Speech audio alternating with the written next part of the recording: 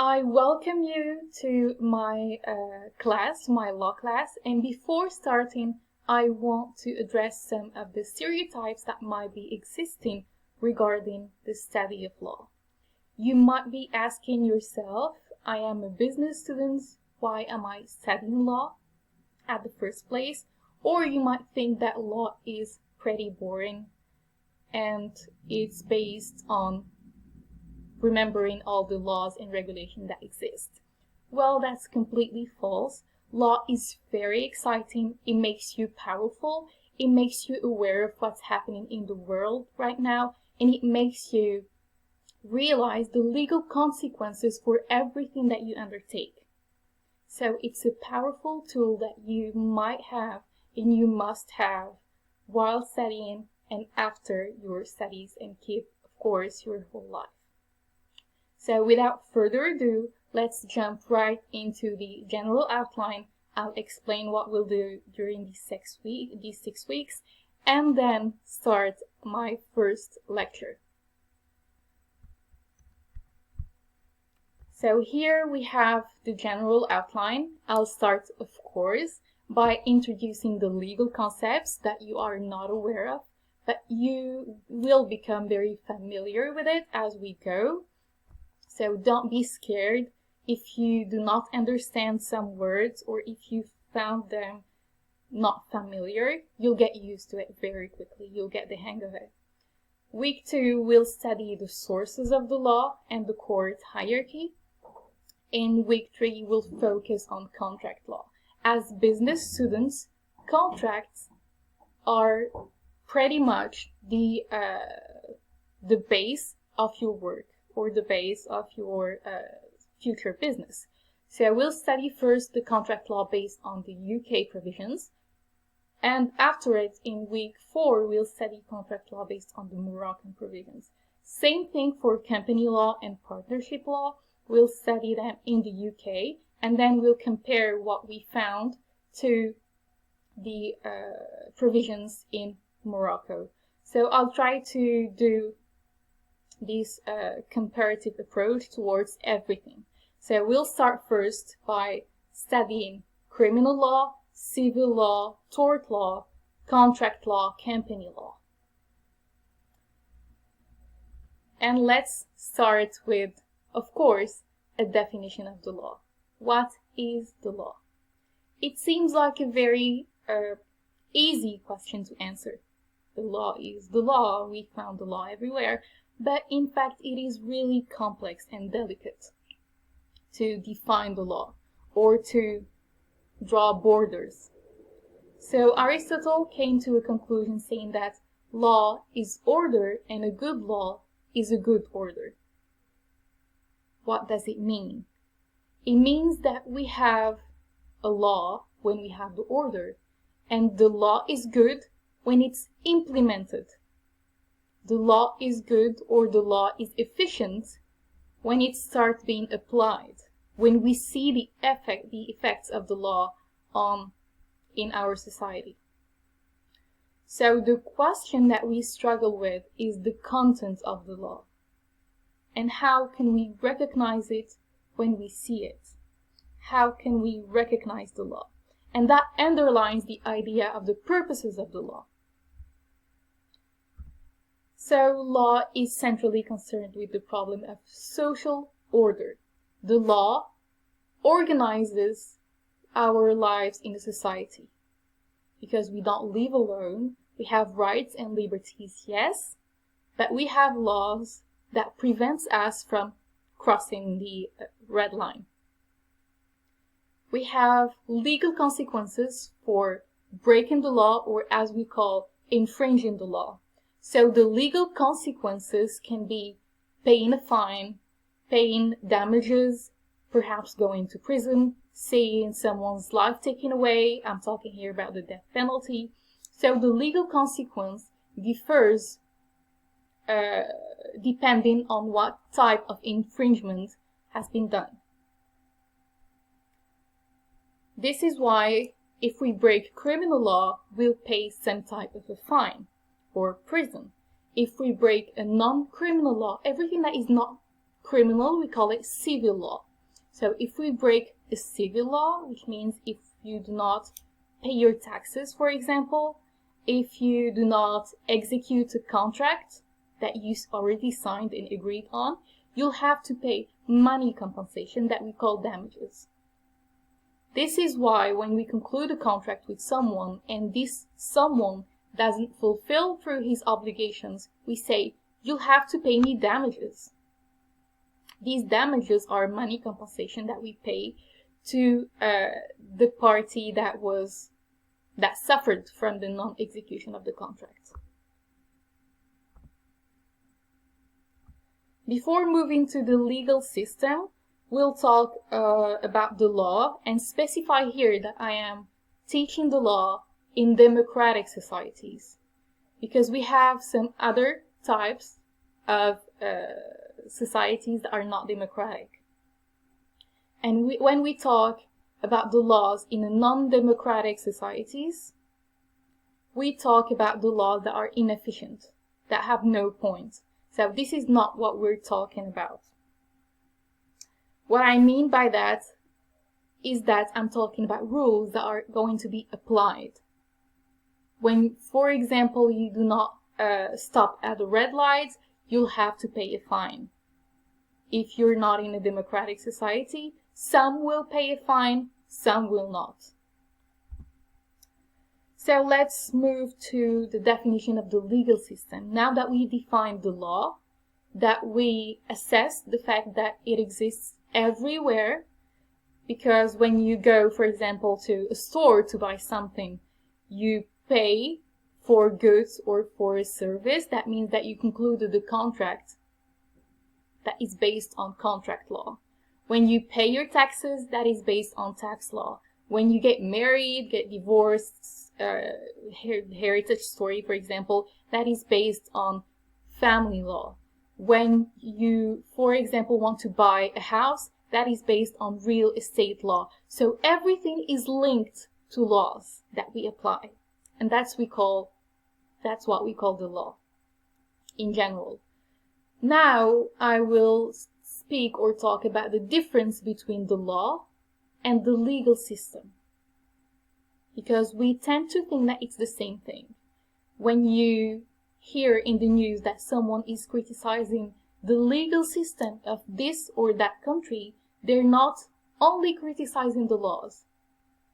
There are more to that.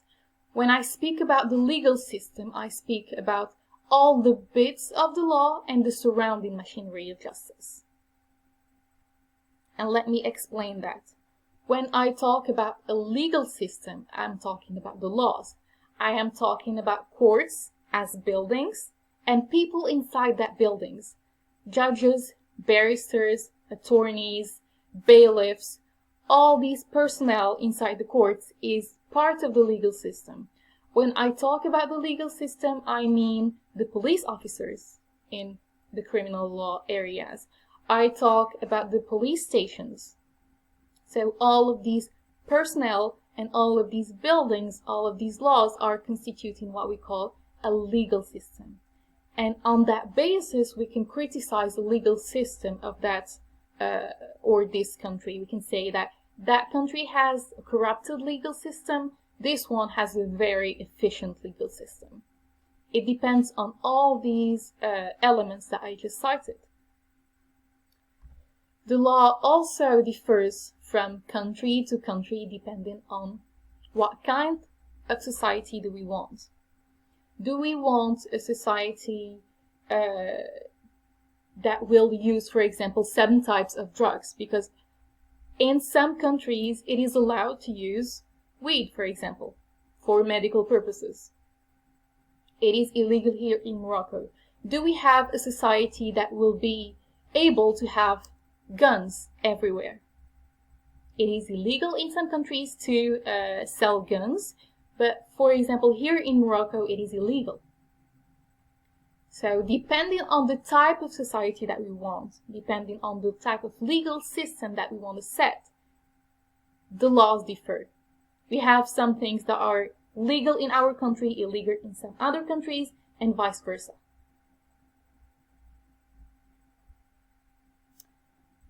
And this is taking us back to the purposes of the law. So the law itself is serving us.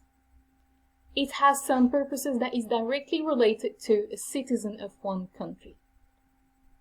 And we can assess, or we can say that the first purpose of law is the maintenance of public order and safety.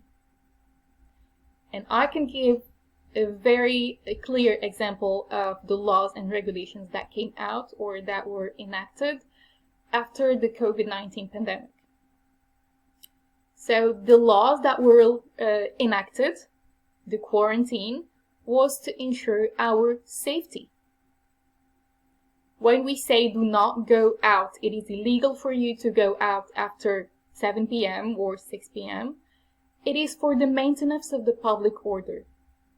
We do not want anarchy. We do not want the public order to be shook. This is why we implement laws that will protect everyone and keep everyone safe. And we can see this purpose of the law, especially in criminal law. When we talk about criminal law is here to punish people that are shaking the public order. Because when someone commits a crime, he doesn't commit a crime against the specific person, he commits a crime against the whole society. Imagine when someone in your neighborhood gets, for example, killed or robbed. How do you feel? You feel unsafe, you feel scared. This is why another crime in another area can affect you and can affect everyone in a country.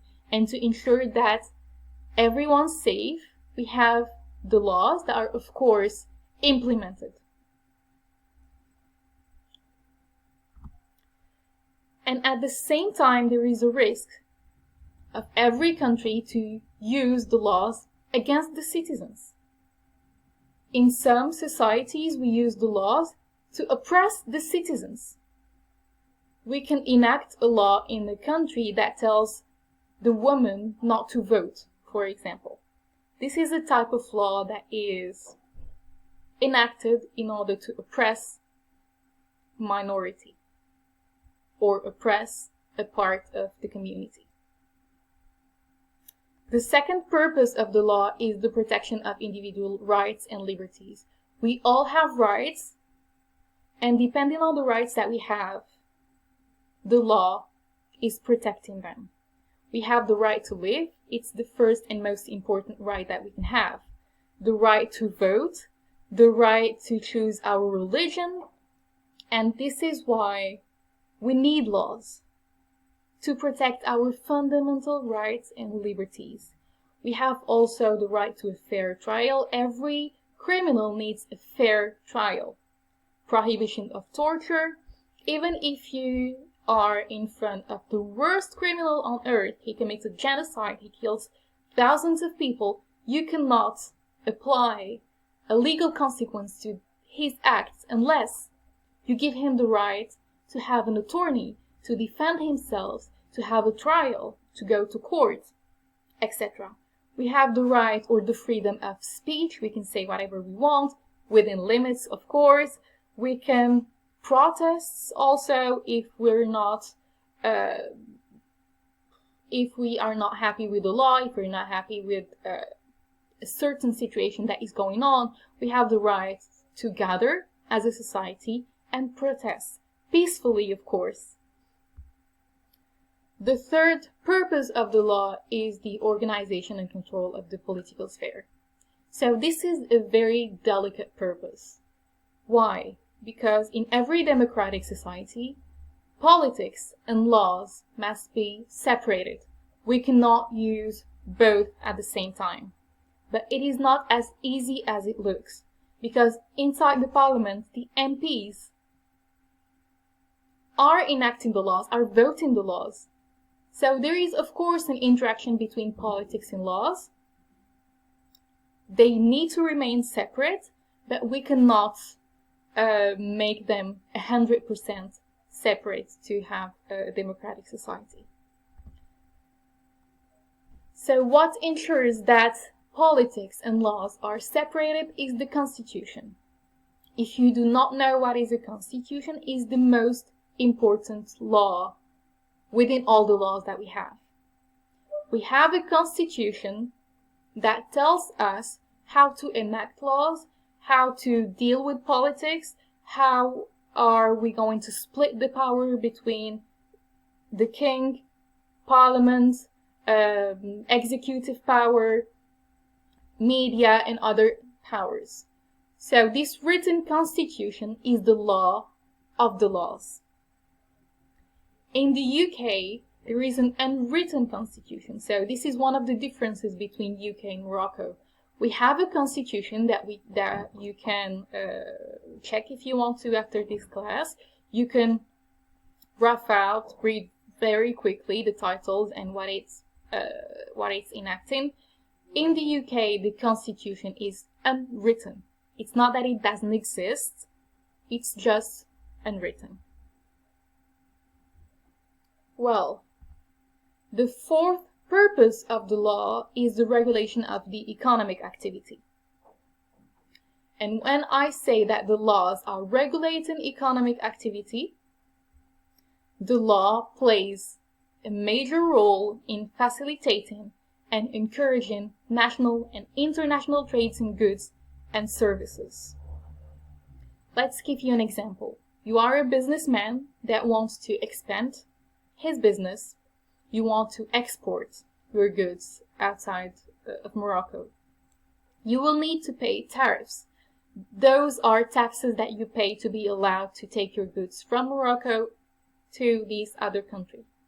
Once they get there, you need to pay another tax, another tariffs to earn the right to enter your goods to this other country. So you'll have to pay taxes twice. This is not worth it, of course. This is why countries conclude free trade agreements. These are laws that will regulate the trade between two or more countries and can lower tariffs or suppress tariffs to enable the businessman to deal freely and without paying double taxation.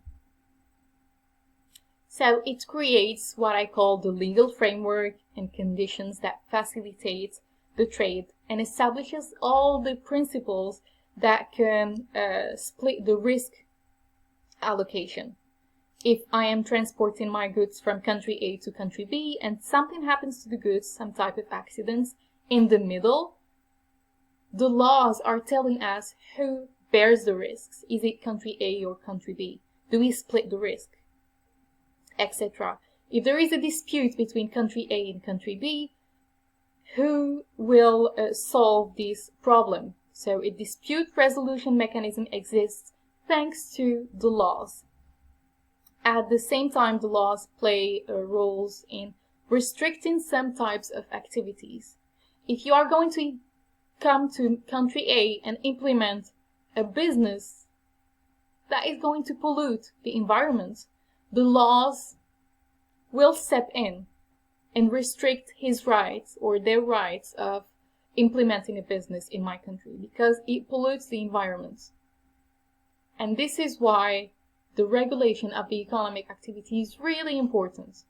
We do not want to pollute the environment. We do not want to crush the small businesses, because if you are a small business and we allow a multinational to come from abroad and crush the market by providing lower prices to the same goods, that will crush the market, of course.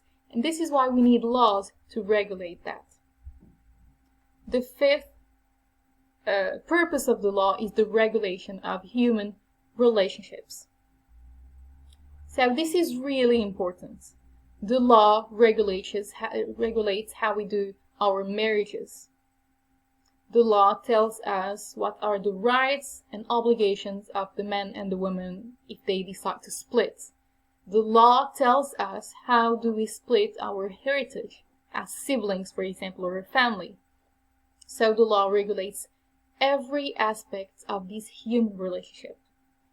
It sets limits, for example, to the right of abortion or to assisted suicide.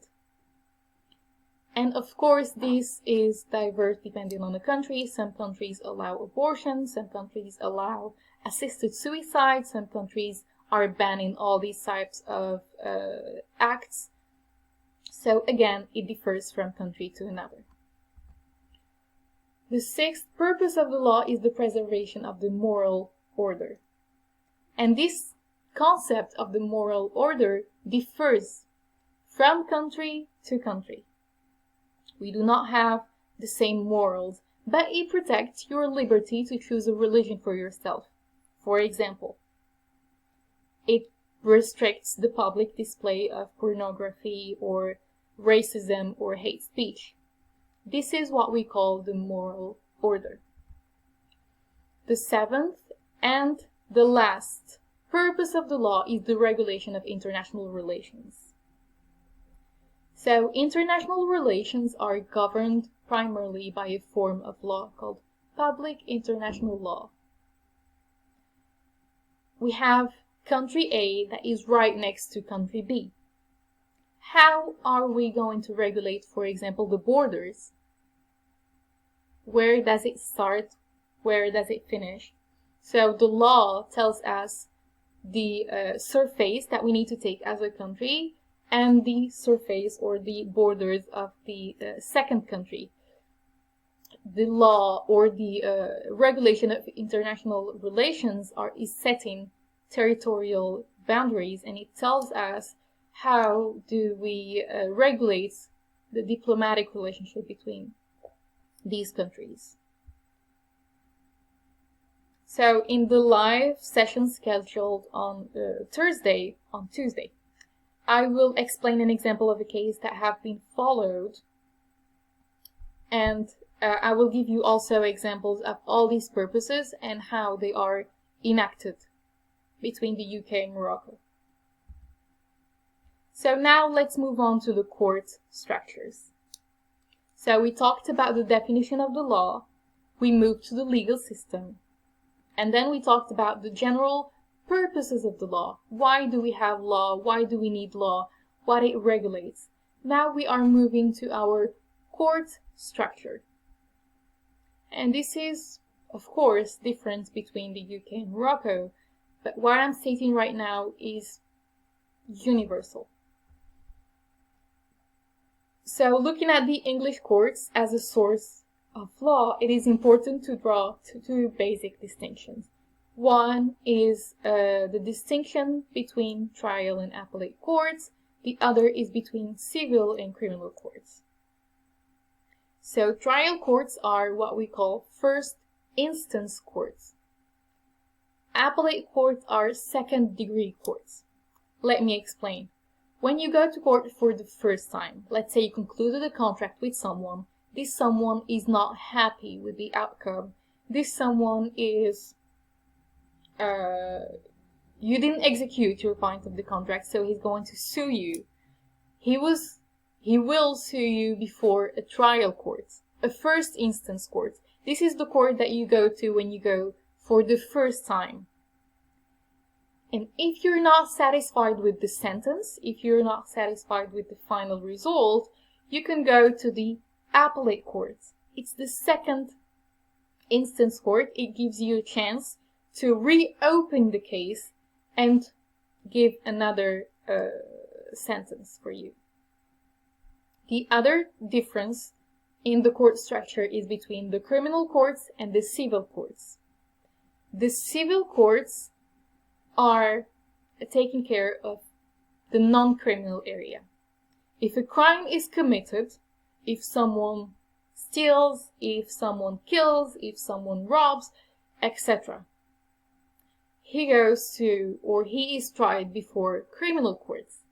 But if you conclude a contract, for example, and not respect the terms, if you do not pay your taxes, if, for example, you have a problem with real estate, you don't go to criminal courts because you're not dealing with the criminal, you're just dealing with someone that didn't fulfill his obligations, his civil obligations. This is what we call civil courts, and this is where you need to go if you're not dealing with a criminal. So the function of the trial court is to hear cases at first instance. You go to appellate court if you need to reconsider the application of the legal principles to a case that has already been heard by a lower court. The courts can also be divided into civil, criminal courts. I've explained the difference between the two. The criminal court describes the offenses which are sufficiently important for the society to outlaw as crimes and impose a special penalty that can go from a fine to a death penalty.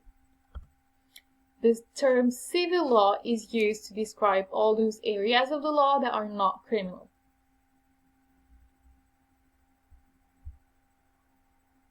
So now let's move to another category of the law, which is the substantive versus the procedural law. The substantive law is the law that we are going to study in this course. It is the substance of the criminal law, the substance of the contract law, the substance of the company law. We will not study the procedure. Because when we study the procedural law, we study the process by which we can go to court, which court we need to go to, how we deal with deadlines, how much time do I have if I want to file a claim if I have been a victim of a robbery, for example. If I wait 10 years, 15 years in order to file a claim, is it going to be dismissed? So this is procedures.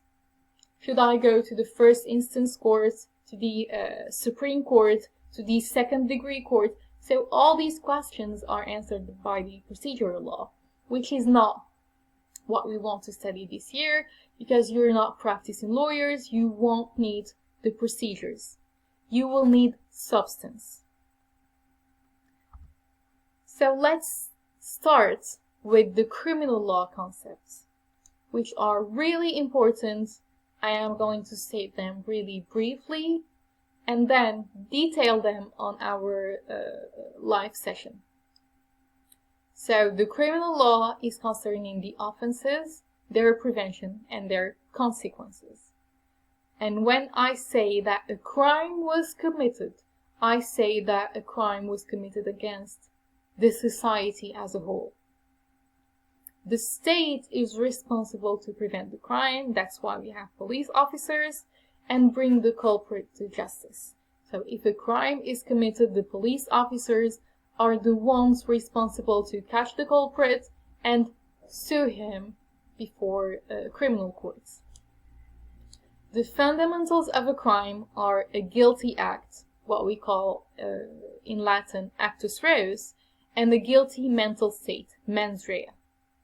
In order to say that this person, A, is the criminal, committed the crime, we need to prove two things. We need to prove that this person committed a guilty act, killed, robbed, committed another crime, raped someone, etc. And we need also to prove that this person had a guilty mental state, that he intended to commit this crime. Let me give you an example. If, for example, you kill someone by accident, it was a car accident, and you were not speeding on the road, it was the fault of the victim. You committed a guilty act. It is still the act of killing someone, but you didn't have a guilty mental state. You didn't mean to kill that person, which means we have actus reus, but we don't have mens rea. We cannot call this person a criminal. They didn't commit this crime fully intending to kill this person. We have, of course, some exceptions. That's what we call strict liability crime. We are going to look at these specific types of crimes in another sessions. But for now, let's stick to these definitions. Fundamentals of a crime are a guilty act and a guilty mental state. If we, for example, if we find a criminal that had the mental state but didn't commit the crime, he wanted to rob a shop, he's a shoplifter, but didn't succeed in doing so, we are not going to sue this person on the basis of criminal law because he didn't commit the crime. He just had the mental state. And this is why we need both. We need the mental state of committing this crime, a guilty mental state, and a guilty act. But when I say a guilty act, I do not always mean a positive act or a positive commission of a crime. Sometimes I can restrain from doing something and still be called guilty act. If you're at the beach, for example, and you see someone drowning, you do not reach for help, you do not do anything, you just gather your beach bag and go. Say, that's not my problem, I'm not going to interfere into this, let's just move on. You committed a crime. What's your guilty act? You didn't do anything. You didn't reach out for help. So you had this guilty mental state of letting this person die. So the non-assistance of a person in danger is a crime, even though you didn't commit a guilty act. So these two are the fundamentals of a crime. I will detail more these two fundamental elements because they are the basis of criminal law, and we're starting obviously studying the criminal law first and then moving on to other areas of the law. In our live session, I will give examples of these concepts. I will also discuss the defense theory that a criminal can adopt before the court. And I will move on to other areas of the law as the civil law, tort law, contract law, etc. But we are starting with criminal law. I hope that was clear, and see you on Tuesday. Goodbye.